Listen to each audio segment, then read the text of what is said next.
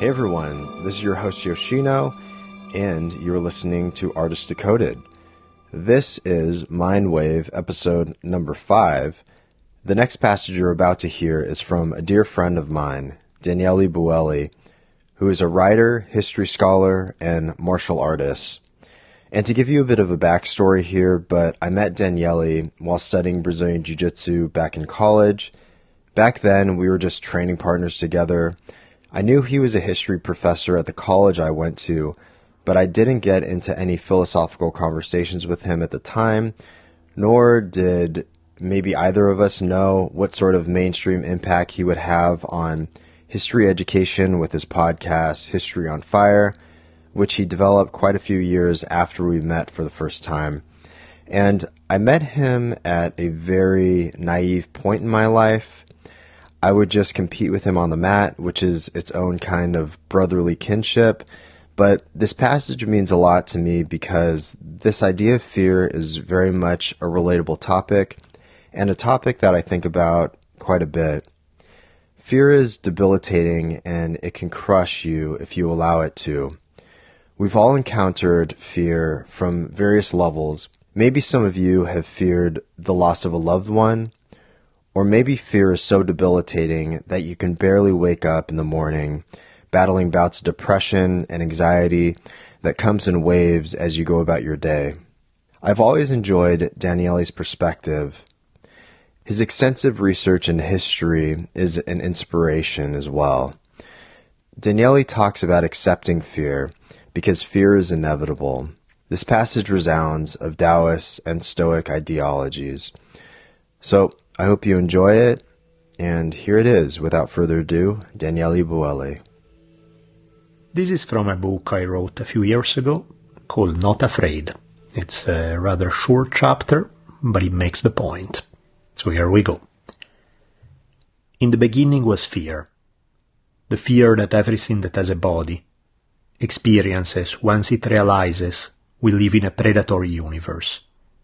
A universe in which absolutely everything gets to be eaten, if not by the sharp fangs of a predator, then by time itself. And fear became our god, and it began to rule over our lives, shrink our willingness to dare, and rob us of the beauty of it all. Fear is written in the deepest layer of our DNA. You can't run away from it. You can't escape it. It's so pervasive that plenty of people try to exorcise the demon. Religions, philosophy, advertisements, motivational speakers. They all tell you that if you make the jump and follow their cure, you'll no longer have anything to fear. They tell you that there are no monsters hiding under your bed. They promise you safety from everything you fear. They promise you a sense of empowerment. They promise you victory against all odds. The reality is that they are trying to sell you something. The monster is indeed under your bed after all.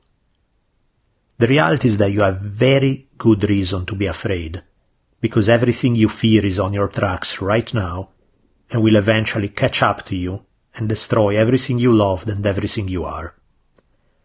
Welcome to the world, motherfuckers.